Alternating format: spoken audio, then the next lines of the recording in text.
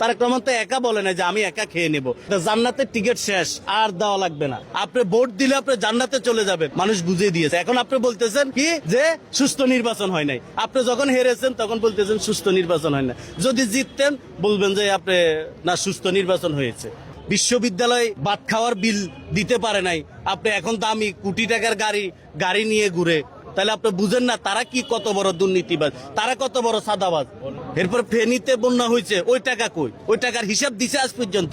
ফেনীতে তো গিয়েছে, তাদের কাছ থেকে ফেনীর জনগণ হিসাব চেয়েছে, তারা তো হিসাব দিতে পারে নাই। মুক্তিযুদ্ধকে ফুজি করতে করতে একদল জাহান নামে চলে গেছে, আর আরেক দল 24-এ আসি জুলাইকে ফুজি করতে করতে এখন তারা জান্নাতের টিকিট দিতে দিতে তারাও জাহান নামে চলে গেছে। বাংলাদেশের মানুষ ওরা শুধু ফুগাগান্ডা ছড়াইছে, এবং নির্বাচনের দিন আগের দিন রাত্রে তারা কি করছে না করছে ওটা আমরা বলা লাগবো না। সারা দেশের মানুষ বুঝে গিয়েছে যে তারা ক্ষমতা আসলে কি করবে।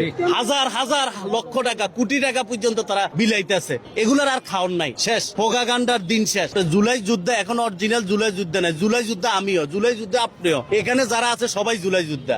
একজনের দ্বারাই কিছু হয় নাই।